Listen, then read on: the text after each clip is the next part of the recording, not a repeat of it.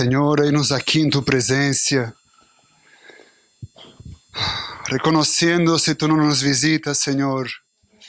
Todo isto será uma palestra, Senhor. Será informação, será conhecimento, será um homem tirando palavras ao aire, Senhor. É necessário que Tu vengas e coloques as coisas em seu sítio. É necessário que seas Tu a tocar os corações, porque nós outros não podemos fazer, Senhor. Tenhas em conta, Senhor, nossas debilidades, as barreiras linguísticas. Queremos que esta tarde e noite seja para a Tu glória, como está sendo hasta aqui. Tudo isso te lo pedimos em nome de Jesus. Amém. Llegó entonces la dedicación en Jerusalén. Era invierno. Y Jesús se paseaba en el templo, en el pórtico de Salomón. Entonces lo rodearon los judíos y le decían: ¿hasta cuándo nos perturbas el alma? Dinos claramente si tú eres el Mesías. Jesús les respondió: yo les lo digo y no creéis. Las obras que yo hago en el nombre de mi Padre, estas dan testimonio de mí. Pero vosotros no creéis, porque no sois de mis ovejas. Mis ovejas oyen mi voz, yo las conozco y me siguen. Yo les doy vida eterna y no perecerán jamás, y nadie las arrebatará de mi mano. Lo que me ha dado mi Padre es mayor que todas las cosas, y nadie puede arrebatarlos de la mano de mi Padre. Yo y el Padre somos uno. Los judíos alzaron otra vez piedras para apedrearlo. Este texto tiene mucha vitamina. Si nos fijamos en el versículo 1, nos pone aquí una afirmación, o mejor, no 22 nos dice: llegó entonces la dedicación en Jerusalén, era inverno, y Jesús paseaba en el templo, en el pórtico de Salomón. Traer aqui um pequeno aporte inicial, porque sabendo como esta igreja crê em relação às festas paganas, em relação à idolatria, deciros que este versículo é utilizado por algumas pessoas para justificar a celebração do 25 de dezembro. ¿Bajo que argumento? Se nós miramos, percebimos que a dedicação é uma fiesta que não ha sido instituída por Deus a los judíos del Antiguo Testamento, como ha sido la Pascua, como lo ha sido los tabernáculos, y esta fiesta no hace parte de ese conjunto de fiestas. Entonces las personas argumentan: si Jesús conmemoró esa festividad, ¿por qué nosotros no podemos conmemorar el 25 de diciembre? Pero a mi ver, hay varios errores aquí. Primeramente, porque si nosotros leemos, simplemente tenemos un aporte geográfico e também um aporte temporal que hace, ou cronológico neste caso, que hace muito sentido no Evangelho de Juan. Se vosotros reparais em los outros evangelhos sinópticos, ou seja, se leis Mateus, se leis Marcos, se leis Lucas, nos hace muito difícil entender os 3 anos de ministério de Jesus. Se haces uma leitura descuidada desses 3 evangelhos, parece que tudo está passando uma semana solo. Pero el Evangelio de Juan es muy bueno y muy detallado cuanto a las festividades y además cronológicamente. Si queréis un día o dibujar Israel o un mapa de los tiempos de Jesús, algunas Biblias tienen, podéis buscar en internet, y hacer un ejercicio que es muy bueno. Leed el Evangelio de Juan y van a percibir que hay datos de un día después, 2 días después, una semana después. Es muy visual. Y además percibimos las varias idas de Jesús a Jerusalén, percibimos también las varias Pascuas que hay.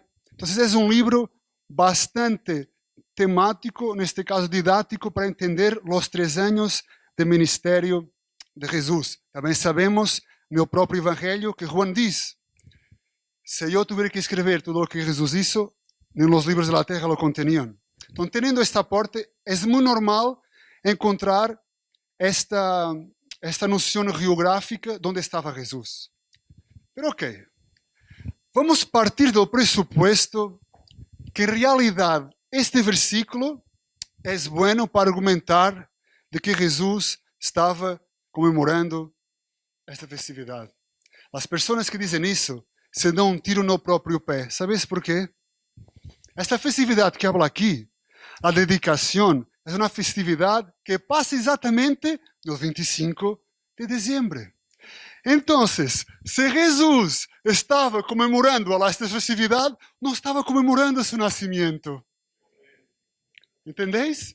Se Jesus de realidade, que não está, que o versículo não nos diz, además, este é o único versículo na Bíblia que habla sobre este tema, não temos outro para contrastá-lo. Então, se em realidade Jesus não estava comemorando, o que o texto não diz, significa que não estava comemorando seu nascimento. Então, se Jesus não comemora seu nascimento no 25, porque nós outros lo haremos. Pero cerrado la porta, al final, ¿qué es la fiesta de la dedicación? ¿Qué es esto? É necessário explicar um pouquinho porque eu penso que vai trazer luz, informação interessante para o texto de hoje. O povo judío, 2 séculos antes de Jesucristo, ou seja, mais ou menos 200 anos, vivia sua fé tranquilamente. Podia hacer sus costumbres, podia cumprir os mandatos de Deus. ¿Por quê? Pagava uma espécie de tributo, um dinheiro ao império desse entonces, que era o império Ciro, de Seleucida, e podia hacer suas práticas. Pero algo cambiou no ano 175 antes de Jesucristo até o ano 162, 63 mais ou menos. O que ha passado? Essa zona em Jerusalém é tomada pelo Império Grego e um tal de Antíoco Epífanes empieza a mandar, a ordenar em Jerusalém. Basicamente, esse homem detestava os judíos. Esse homem tinha o desejo de implementar as tradições, as costumbres e o pensamento helénico, o pensamento grego em los judíos. E reparad algunas de las prohibiciones que ello ha decretado por los judíos. Atención, ese hombre, Antíoco Epífanes, ha prohibido a los judíos de circuncidarse, guardar el Shabbat y leer la Torá. Se vosotros analisáis, pasaron algunos años, 2000 y algo, a los días de hoy, el diablo sigue haciendo el mismo. El diablo aplasta la palabra para que no haya circuncisión,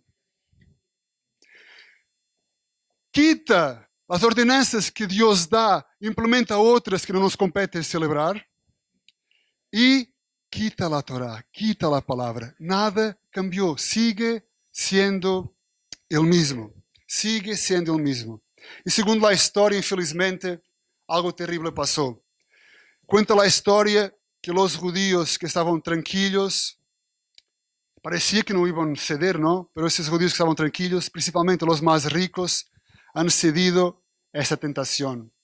Y han dicho, ¿qué mal tiene si nos mezclamos? ¿Qué mal tiene si podemos seguir esas normas? Y de ahí nacen los famosos judíos de habla grega o judíos helénicos que algunas veces son citados en la palabra. Y lo peor es que ellos no solo se han mezclado y contaminado, como presionavam los demás a bajar de nivel. Un poco como pasa los días de hoy. Aqueles que não têm as coisas claras não se importam em estar mezclados, se importam e os que estão firmes bajem seu patamar. Não há nada novo bajo o cielo. E podeis pensar de que essa forma de pensar que esse homem implementou em Jerusalém não era atraente, muito ao revés. Todos os povos dominados por eles estavam encantados. ¿Por quê? Porque esse pensamento grego, o culto aos filósofos, o culto ao homem, era considerado algo moderno e extremamente mais desenvolvido. O mesmo que passa hoje muito em muitas igrejas. O culto ao homem, o culto ao conhecimento, o culto à sabedoria. A história se repite uma vez mais. Pero por la gracia de Deus, nesse entonces, Deus ha reservado un remanescente que no ha cedido a esa presión. Unos sacerdotes, muchos de ellos humildes, un grupo de agricultores que se ha rebelado en contra de este Antíoco Epífanes. Ese hombre llegó a ser tal su odio por los judíos, por Dios, por sus ordenanzas, que en el templo destinado a oración a Dios, ahí levantó un altar a Zeus. E como se não bastara, no dia 25 de dezembro, passou o abominável e sacrificou um cerdo aí no templo de Deus, um animal impuro. Este grupo de sacerdotes judíos zelosos por la palavra de Deus se han rebelado e empezaram uma guerra impossível de vencer. Eles se escondiam às afueras da cidade e por la noite atacavam esse império. A ver, estes homens não sabiam guerrear, estes homens não tinham armas, estes homens não tinham preparação de guerra e era impossível dominar ou conquistar um império grego e sírio nesse entonces parecia uma luta impossível de vencer. Pero estes homens, refiados por um homem chamado Judas Macabeus, conseguiram recuperar Jerusalém, conseguiram purificar o templo e daí no 25 de dezembro consagram o templo a Deus e nasce a famosa fiesta de la dedicação. E uma parte mais para aqueles que conhecem bem a história podem se perguntar: Pedro, então, se essa história é verídica, se este Judas Macabeu existia, ¿por qué el libro apócrifo Judas Macabeo 1 y 2 no hace parte de nuestra Biblia? Sencillo, hermanos. Si vosotros leéis la Biblia, todos llegamos a la conclusión de que existen 400 años de silencio, ¿sí no? Entonces significa, si hay 400 años de silencio, hay 400 años sin profecía. Y o menos nesse caso, esse livro apócrifo de Judas Macabeus 1 e 2 é escrito precisamente durante esses 400 anos. Então significa que nesse entonces não existia profecia. Então esse é um livro histórico. E además, o livro se niega a si mesmo por errores e por herejías. Fim del aporte. Só trazer algumas coisas mais. Esta fiesta também é conhecida como a fiesta de las luzes ou Hanukkah. Alude a outro milagro que passou. A menorá só tinha um azeite para um dia e se estendeu por 7 dias ou mais. E hoje é uma festa também muito cultural. Nem hablo de judeus, os israelitas que não praticam a fé judaica lo tomaram como algo cultural. Pero reparad como nestas fechas, do 25 de dezembro, as pessoas se volvem loucas, não? Seguindo adelante. Então, partimos do princípio, uma festividade de purificação. Os judeus estavam contentes de celebrar, certamente. Además, foram eles que la han criado. Pero se reparáis no texto, algo passou. A presença de Jesus los incomoda. A presença de Jesus les cambia o objeto de foco. E se vemos no versículo 24 nos diz: Entonces le rodeavam los judíos. Os judíos rodeavam a Jesus e estavam inquietos com algo. Imaginad, poner-vos nesse entonces. Uma festividade, nosotros contentes com essa festividade, de repente chega Jesus e los rodeiam. Se notava que eles queriam uma resposta para algo. E o texto nos diz, no 24, entonces rodearam los judíos e le diziam: ¿Hasta cuándo nos perturbas el alma? Dinos claramente se tú és el Mesías. Parecia este grupo de pessoas que estavam ansiosos. Diz, ¿hasta cuándo nos perturbas el alma? Nos mantienes el alma em suspense. Parecia que eles estavam desejosos para que Jesus lhe dissesse: eu sou o cumprimento das profecias. Pero hermanos, ¿sabes qué pasa? Que este grupo que rodeaba a Jesús no era nada más, nada menos que los mismos que 2 capítulos atrás Jesús les tenía dicho: vosotros, vuestro padre es Satanás. Por eso Jesús les contesta: os lo dijo e não creéis. Das obras que eu hago no nome de mi Padre, estas dan testemunho de mim.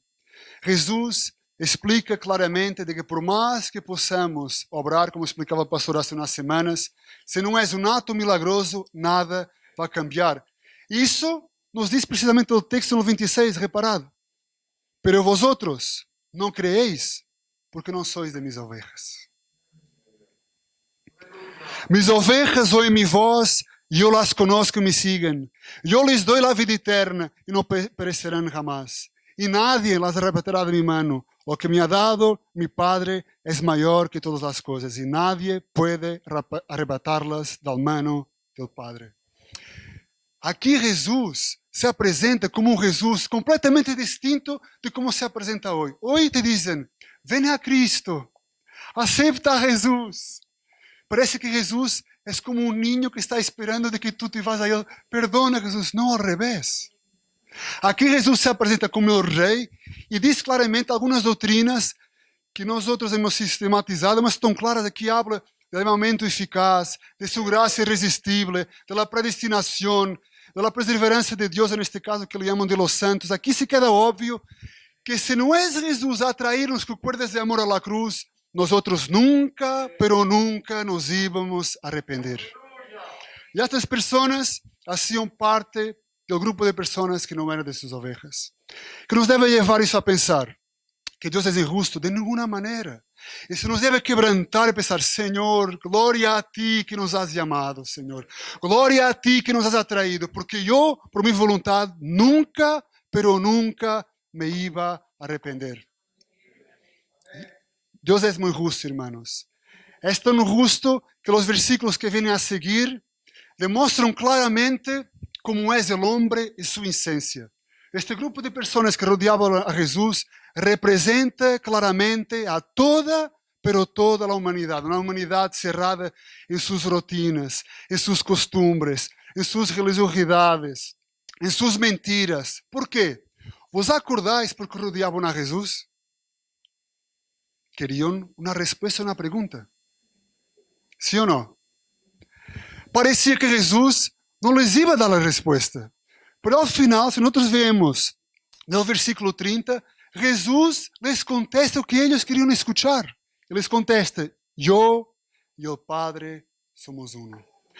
Basicamente, Jesus ha dicho, eu sou Deus. E como deveria ser a situação desses homens que escuchavam? Glória a ti, Senhor, que has enviado o leão da tribo de Judá. Glória a ti, Senhor, que has enviado tu Hijo, el justo, el perfecto, aquele que não cambia, para nos sacar desta prisão.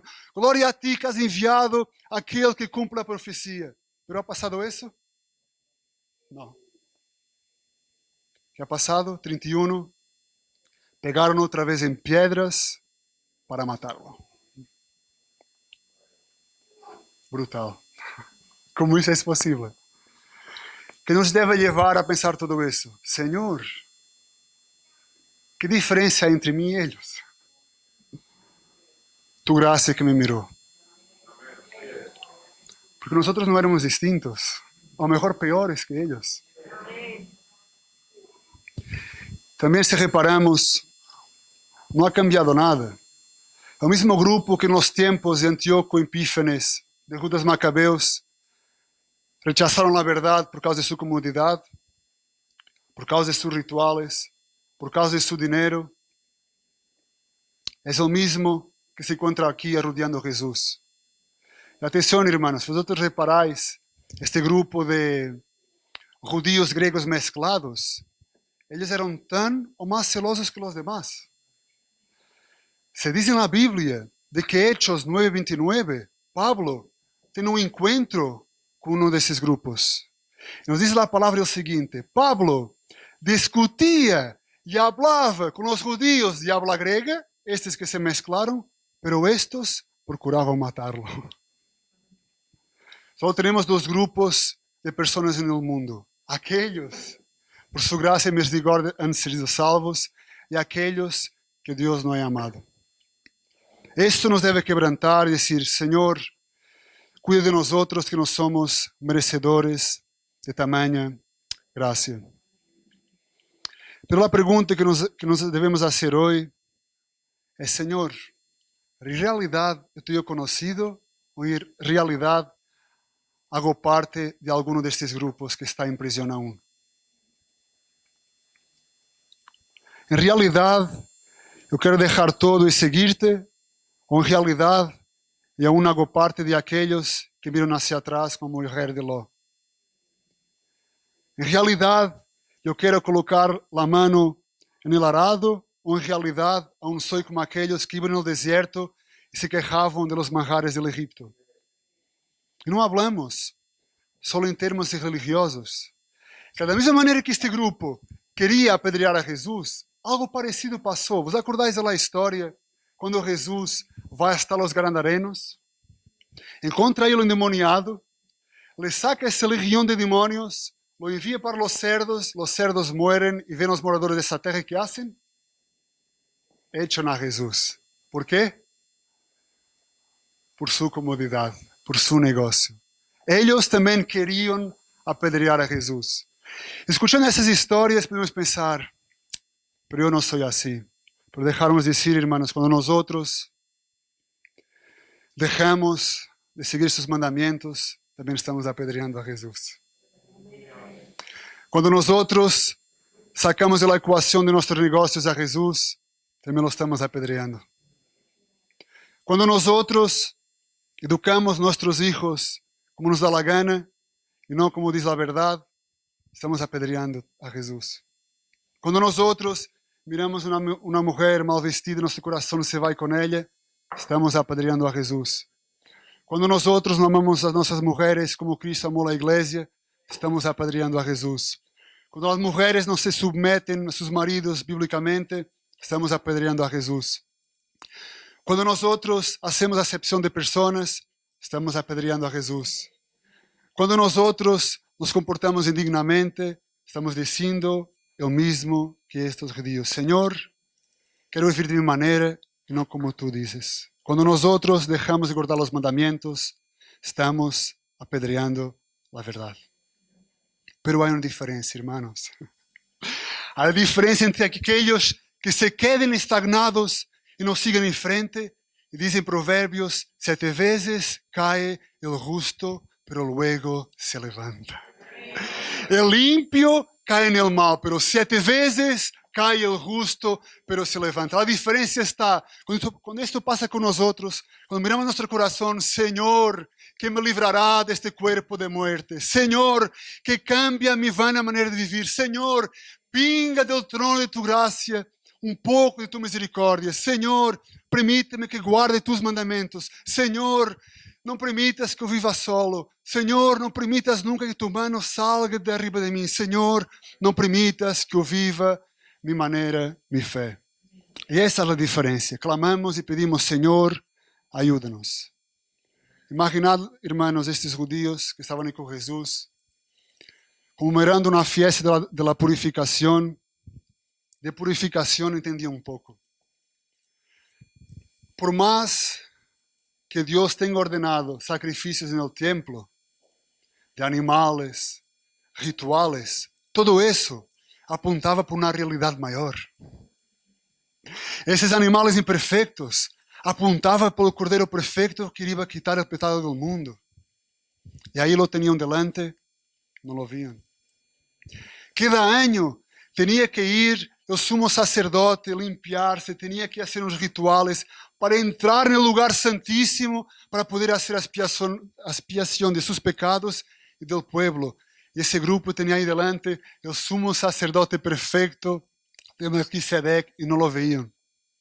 Imaginad, hermanos, cuán duro era confiar en un hombre impuro e imperfecto. Cuando el sumo sacerdote entraba en el lugar santísimo, se dice que le colocaban como unos cinillos, se dice, unas campanas en la ropa para escuchar si estaba vivo.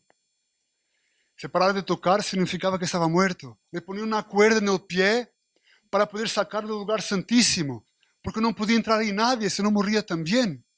Estos hombres prefirieron sus sacrificios, sus rituales, do que a verdade que estava delante. Esta verdade que quando a cruz ha dicho consumado está, se acabou, quando expirou sua vida, algo brutal passou. E esse velo que separava o homem de Deus, esse velo que separava o homem do lugar santíssimo se rompió. Imagina tão impactante que deveria ser esse momento. Se diz os especialistas de que esse velo pesava toneladas. Imagina o ruído do velo se rompendo de arriba abaixo. ¡Wow! Seguido de un terremoto. Debería ter sido algo impactante. Pero decirvos, hermanos, de que ese milagro sigue pasando en la tierra. A los días de hoy, cuando una oveja escucha su voz, cuando una oveja se arrepende y el velo de la incredulidad se abre en el corazón, a través de la dinamita del evangelio, Dios empieza una operación, quita un corazón de piedra, coloca un de carne y ahora ese corazón late al ritmo del Espíritu Santo. Ese corazón cambia su manera de pensar, cambia su manera de ver as coisas, cambia sua maneira de viver, cambia sua maneira de vestir e empieza a viver para a glória de Deus. É muito interessante nesta história toda perceber a idolatria de nosso coração.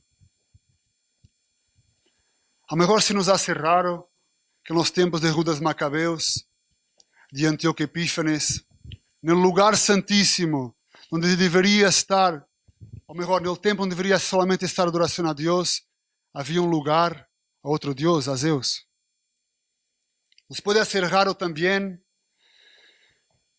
de que nos tempos de hoje que estamos lendo da história, este grupo de judíos no templo ha colocado cambistas, ha colocado festividades que não tinham que colocar, ordenanças que não tinham que ordenar. Nos pode ser raros. Pero infelizmente, nos dias de hoje, meus irmãos, nós não podemos colocar outros deuses no templo.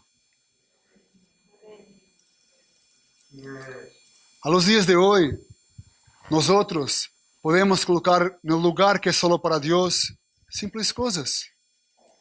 Nossa comodidade, nossa forma de pensar, nossa família, nossa conta bancária, o conhecimento, a teologia, a igreja do caminho, a saúde, a segurança e até a paz. Porque a paz pode ser um ídolo. Porque nosso desejo não é a paz, nosso desejo é o Deus de la paz. Ou melhor, estar em paz para com Deus. Então, tudo o que nós vivimos hasta aqui, os dias de hoje, temos que vivê-los para a sua glória. E muitas vezes nos confundimos. Muitas vezes damos por nós a mirar os cuidados de esta vida. Não quero dizer-lo certamente, pero nem seguramente, pero me imagino que um cristiano que está na Coreia do Norte, escravizado, que não pode ler a Bíblia, passando hambre, muitas vezes nos mire e se avergüenza. Nos mire e hasta nos pode ver mesclados. Nos mire, nos veia tibios. Temos que ter cuidado, e isso a mim me afeta muito. Vou ser sincero de que muitas vezes nos perdemos o foco. Temos que ter cuidado com a comodidade que vivimos na sociedade ocidental. Com esse acesso à saúde no coronavírus, com o acesso à segurança. Temos que ter cuidado para não nos agarrarmos a este mundo. Nosso objetivo é viver para a glória de Deus e fazer que Jesus seja conhecido. Eu vos conto um testemunho que a mim me impactou muito.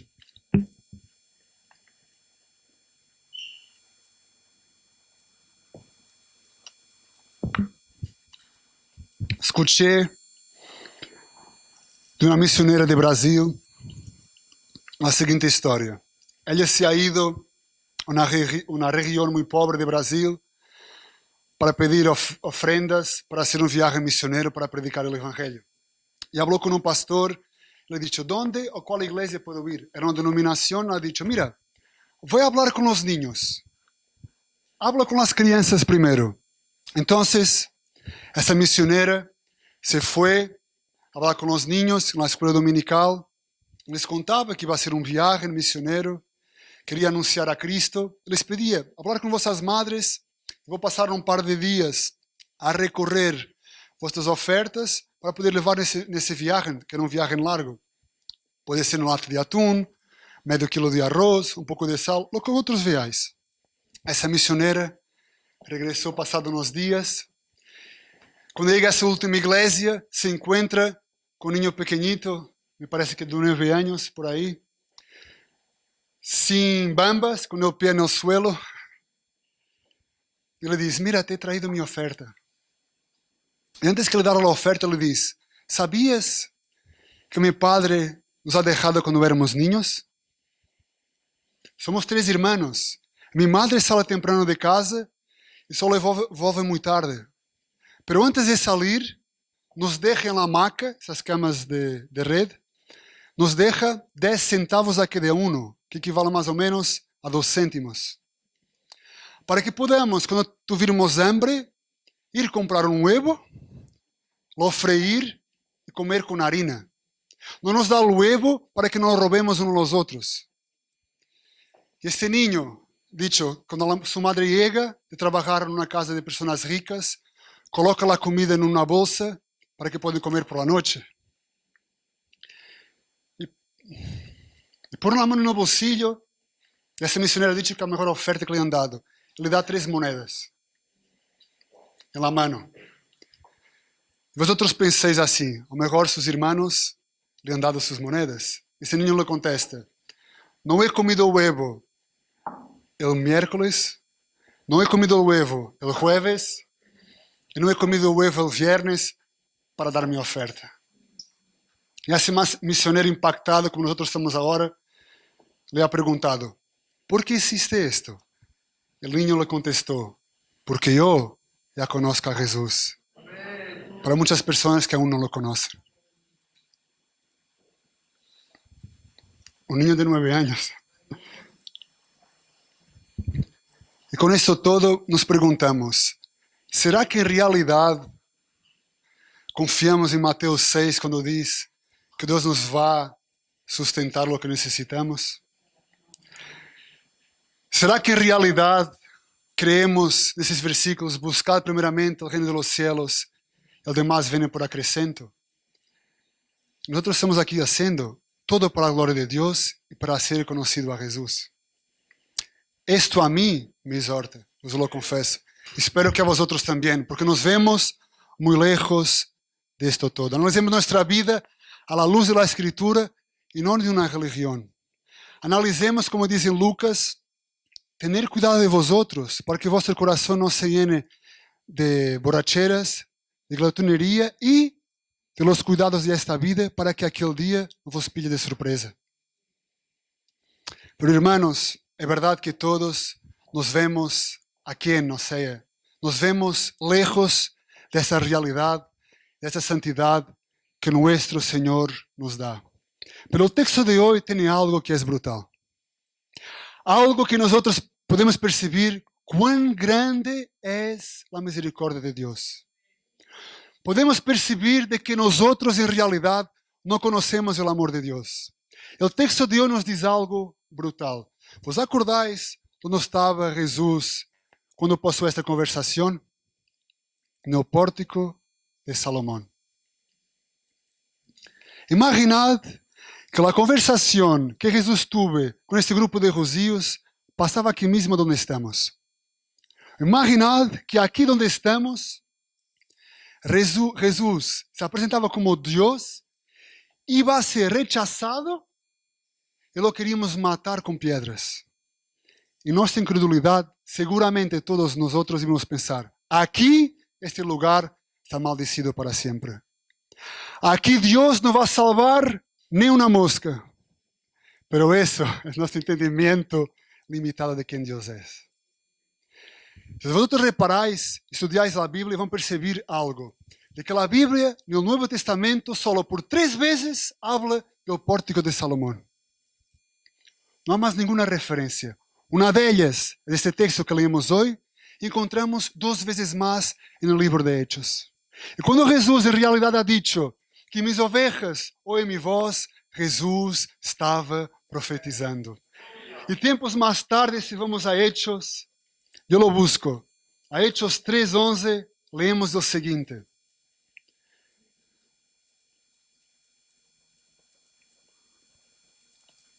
Y mientras él tenía asidos a Pedro y a Juan, todo el pueblo asombrado en gran manera corrió juntamente hacia ellos al pórtico de Salomón.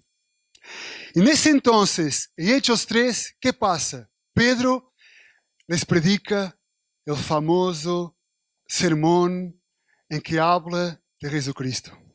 Pedro les habla de Jesús desde el inicio hasta la cruz. ¿Y qué pasó en ese entonces? Si vamos a Hechos 4:4, nos dice, pero muchos de los que oían la palabra creyeron. Y todos los hombres fueron 5,000. Y esos 5,000, si vamos al libro de Hechos 5:12, leemos el siguiente. Por manos de los apóstolos se hacían muchos señales y milagros y prodigios entre el pueblo. Y estaban todos unánimes en el pórtico de Salomón. Un lugar que parecía perdido, un lugar que parecía condenado, cuando se habla de Jesús, todo cambia. Hermano, tu casa parece que no tiene solución, habla de Jesús. Hermano, esa persona parece que no tiene solución, habla de Jesús. Ese local parece que está condenado, habla de Jesús. Pero cuando soltamos el león, todo cambia. Soltad la verdad. Hablar de Jesús. El mundo quiere apedrear a Jesús en las escuelas. El mundo quiere apedrear a Jesús en los tribunales. El mundo quiere apedrear a Jesús en los hospitales. El mundo quiere apedrear a Jesús en la familia. El mundo quiere apedrear a Jesús en la educación de los hijos. Nosotros tenemos que ponerlo en su lugar. Él está sentado en el trono. Cuando se habla de Jesús, todo cambia. Soltar el león de la tribu de Judá y él mismo se va a defender. Porque para Jesús, en ningún lugar, en ninguna persona es imposible. Cuando se habla de él, todo cambia. En un sitio que parecía condenado, nace la mayor iglesia que registramos en la Biblia. Hablemos al mundo de Jesús. Para terminar, oveja, has venido aquí abatida. Escucha su voz. Oveja, has venido aquí desesperada. Escucha su voz. Oveja, has venido aquí alegre. Sigue escuchando su voz. Oveja, has venido aquí sin saber si eres oveja. Atención, porque solo sus ovejas oyen su voz. Entonces, si escuchas una voz, es la de él. El propio Evangelio de Juan nos dice que no escuchamos el asalariado. Escuchemos su voz. Su oveja escucha su voz.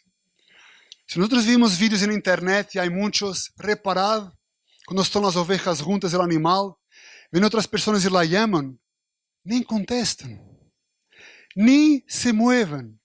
Pero cuando escuchan al pastor, nosotros tenemos que ser igual. Los asalariados, las otras voces, no tenemos que escuchar. Nosotros tenemos que escuchar su voz. Cuando leemos la palabra se queda obvio. Cuanto más se acerca al final de los tiempos, más difícil va a ser. Y el camino que es angosto en el origen se va estrechando cada vez más. Y la puerta que es estrecha también se va estrechando cada vez más. Y es unánime por toda la gente que nosotros somos tal vez la peor generación de cristianos que hay. Pero atención, de que nosotros tal vez seamos la generación más privilegiada que hay. No solo por la internet, no solo por los testimonios, no solo por las varias versiones de su voz, no solo por eso. Pensad por un momento. Xisqueto no inicio del culto hablaba de que Dios hablaba con Moisés, con otros hombres. Si vos preguntar si vosotros queréis ser Samuel de la Biblia, el hijo de Ana, seguramente todos van a decir que sí. ¿Cómo no? Santificado desde su nacencia. Su madre lo hizo crecer en el templo. Samuel era un hombre de Dios. ¿Cómo no voy a querer ser Samuel? Pero escuchad, hermano, Samuel ha tenido una vida muy difícil.